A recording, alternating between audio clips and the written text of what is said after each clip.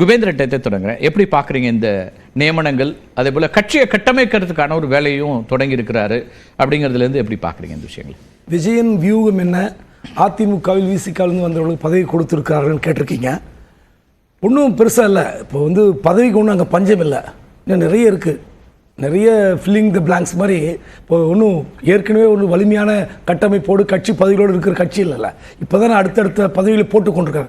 மாவட்ட செயலில் 2 லிஸ்ட்டு வந்திருக்கு, 19 இன்னைக்கு ஏதோ ஒரு லிஸ்ட் வந்திருக்குன்னு சொன்னாங்க. ஸோ அப்படி பார்க்கும்போது பதவிகள் கொடுப்பது என்பது ஒரு புதிதல்ல.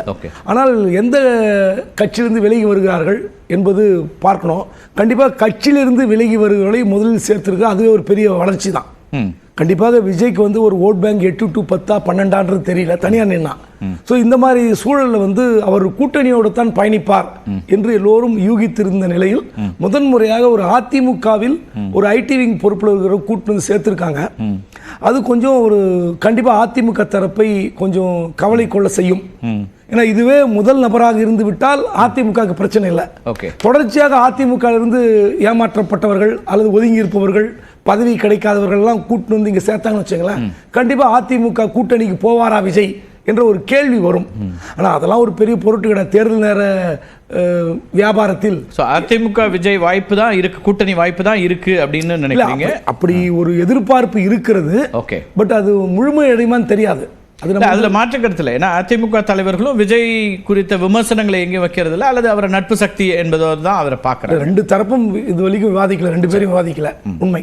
ஆனால் இப்போ விஜய் என்ன சொல்றாங்கன்னா, அவங்க கட்சியில் கேட்கும்போது நாங்கள் அதிமுக ஒருத்தர் சேர்த்தீங்களே, அந்த தலைமை கொஞ்சம் வருத்தமா இருக்குமே, எப்படி நீங்க திரும்ப கூட்டணிக்கு போய், நாங்க எங்க கூட்டணிக்கு போறோம்னு சொன்னோம், நாங்க மேக்சிமம் விட்டுட்டு வரோம், நாங்க மினிமம்ல போய் சேருவோமா? மேக்சிமம்ன்றது எங்களுக்கு திரைப்படத்துறையில் பெரிய ஸ்டார், சூப்பர் ஸ்டாராக இருக்காரு.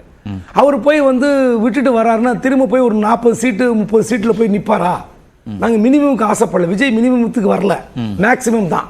அவர் தலைமையில் கூட்டணி என்று தான் மாநாட்டில் சொன்னார். ஆனால் நீங்கள் தான் எல்லாரும் தப்பா புரிஞ்சுக்கிறீங்கன்னு சொல்றாங்க. அதாவது ஒருவேளை தன் தலைமையில் சில கட்சிகளை ஒன்றிணைத்து களத்தை தயார் பண்றாரான்னு தெரியல.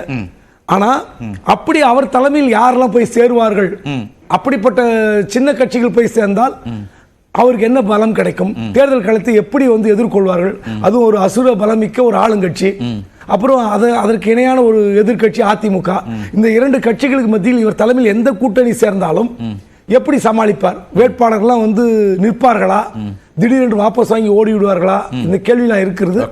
ஆனால் இதுல முக்கியமான விஷயம் என்னன்னா, இன்னைக்கு போட்டிருக்கிற சில உத்தரவுகள், அப்பாயின்மெண்ட்லாம் பார்க்கும்போது ஒரு கட்சியில ஒரு உரையில் 2 வாள் இருக்கலாம்.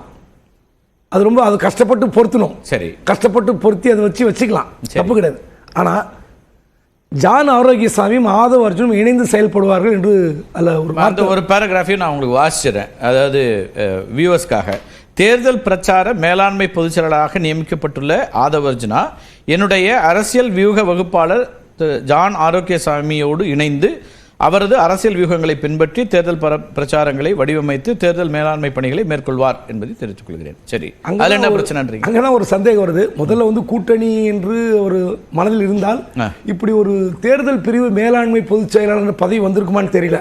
நாங்க கூட்டணிக்கு போக மாட்டோம்னு இண்டிகேட் பண்றாரா தெரியல. ஒண்ணு, என்ன அடிப்படையில் சொல்றீங்க? இல்ல, தேர்தல் பிரிவு மேலாண்மை செயலாளர்னா இப்படி ஒரு பதவி வரைக்கும் எந்த கட்சியிலும் இல்ல. சரி, அதுக்கு என்னன்னா, தேர்தல் பிரிவு நாங்களே ஒரு பெரிய ஸ்ட்ராட்டஜியா செயல்பட போறோம், ஆமா, எங்க தலைமையில் கூட்டணி. நான் ஏற்கனவே பேசிட்டேன்.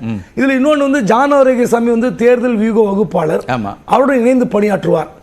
ஆதவ் அர்ஜுன் பத்தி நமக்கு எல்லாம் தெரியும். அவர் காரியம் தெரியல என்னன்னு சொல்லுங்க, காரியம் மாற்றுவார், ஆனா ஒரு கான்ட்ராவர்சியும் செய்வார். கான்ட்ராவர்சி பிளஸ் காரியம் என்ற ஒரு திசையில். என்ன அடிப்படையில் அப்படி சொல்றீங்க? என்ன கான்ட்ராவர்சிங்கிறீங்க?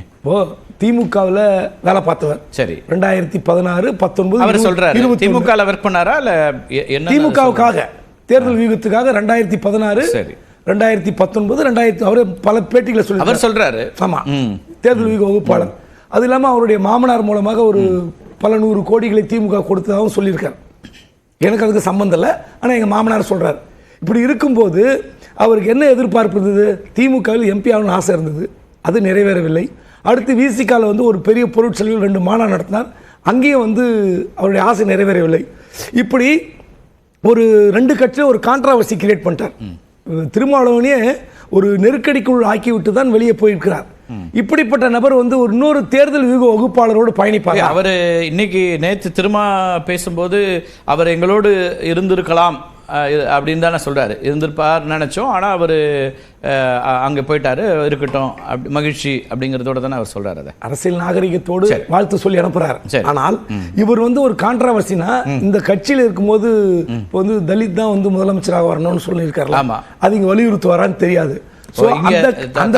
அதை வலியுறுத்துவாரா, ஒரு தலித் முதலமைச்சர் அப்படிங்கிற ஒரு இதை வந்து முன்னிறுத்துவாரா அப்படிங்கிறீங்க. அப்படி பாத்தீங்கன்னா அப்ப விடுதலை சிறுத்தை கட்சியில் அந்த கட்சியில என்ன சொன்னா வந்து எதிரொலிக்குமோ அதை பேசிவிட்டு இருக்கிறார். அப்படிதான் நம்ம எடுத்துக்கணும். சரி, இவர் வந்து ஜான் ஆரோக்கியசாமி வெறும் காரியத்தை மட்டும் செய்யக்கூடியவர், தன்னை முன்னிலைப்படுத்த முடியாது. ஆனால் ஆதவ அர்ஜுன் அப்படி இல்ல.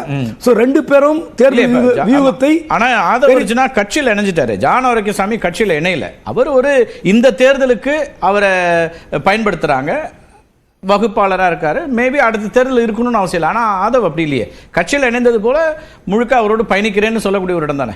அதான் இவர் சொன்னால் அவர் கேட்பாரா, அவர் சொன்னால் இவர் கேட்பாரா என்ற இடத்துல சொல்றேன். ஓகே, கண்டிப்பா ஆதவ் அர்ஜுன் முரண்படுவார். ஓகே, காரணம் அவர் என்ன சொல்வார்னா, நீங்க தேர்தல் வியூகம் பார்த்து எந்த கட்சி ஆட்சியில் அமைத்திருக்கீர்கள், எங்க 40 வாங்கி கொடுத்தீங்கன்னு கேட்பார். சண்டை வந்துடும்.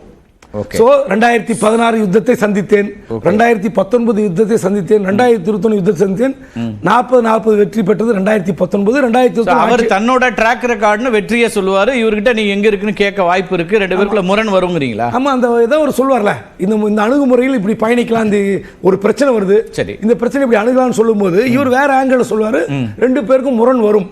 சோ இந்த இடத்துல இப்போது இருக்கிற பொதுச் செயலாளர் ஆனந்த், அதுல பாத்தீங்கன்னா கூட எனது உத்தரவின்படி ஆனந்த் வழிகாட்டுதல் அப்படிதான் இருக்க முடியும். அப்படிதான் இருக்கும். தலைவர் அவர் தானே, அது எனது உத்தரவு, தலைவர் நீங்க தானே. ஏன் அந்த எனது உத்தரவு ஏன் நீங்க இன்னும் ஸ்ட்ரெயின் பண்றீங்க, அழுத்தி காட்டுறீங்க, உங்க உத்தரவு தானே.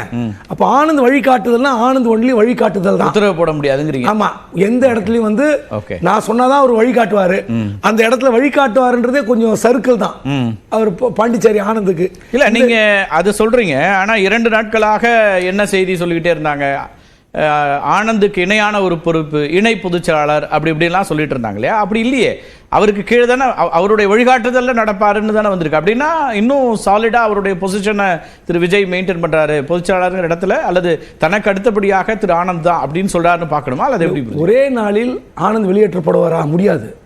நான் அந்த அர்த்தத்தில் சொல்ல, அவருடைய ஏதோ ஒரு செயல்பாட்டில் ஒரு சின்ன சர்க்கிள் இருக்கிறது. பரந்தூர் அந்த பயணத்தின் திருமாவளவன் அவர்களையும் சந்திச்சிருக்கிறார் ஆதவ் அர்ஜுனா. இங்க கட்சி பொறுப்பு வாங்கிய பிறகு அவரை நேரில் போய் பார்த்திருக்கிறாரு. எஸ், நம்ம வாழ்த்து பெறுவதற்காக நேர அலுவலகத்துக்கு போனாருன்னு சொன்னாங்க. ஆமா, அதாவது இந்த பரந்தூர் விமான நிலைய பிரச்சனைக்காக போய் நேரா போனார்ல விஜய். சரி, அந்த இடத்துல மக்களை சந்திக்கிற இடத்தில் ஏதோ ஒரு சின்ன சர்க்கிள் ஆனந்துக்கு ஒன்று. இரண்டாவது, பாண்டிச்சேரியிலிருந்து வெளியான ஆடியோ, அதுல பாத்தீங்கன்னா பணத்தை வாங்கி கொண்டு இந்த பதவி போடுகிறார் என்ற குற்றச்சாட்டு. இதெல்லாம் பார்க்கும்போது விஜய் வந்து அந்த 19 மாவட்ட செயலர் தனியாக பார்த்தது, ஆனந்த் இல்லாமல், ஒரு பொதுச் செயலாளர் இல்லாமல் அந்த பதவி கொடுக்கிற பட்டியல கொடுக்கிறார், அந்த அப்பாயின்மெண்ட் லெட்டர் பக்கத்துல பொதுச் செயலாளர் இல்ல. சோ அப்ப அவருக்கான முக்கியத்துவம் எங்கேயோ குறைகிறது என்று தான் பொருள் கொள்ள வேண்டும். Okay, okay. அதனால இது இப்போ வந்திருக்கிறார்கள், கட்சி வந்து உண்மையிலே வளரக்கூடிய கட்சி தான், இல்லைன்னு சொல்ல. அவருக்கு ஒரு மாஸ் அப்பியரன்ஸ் இருக்கு. அதை வைத்துக் கொண்டு அடுத்தடுத்த கட்டமைப்பை நிறைய விவாதிக்கிறதுக்கு சப்ஜெக்ட் இருக்கு. உங்கள்கிட்டயும் கேள்விகள் எனக்கு இருக்கு, வரேன்.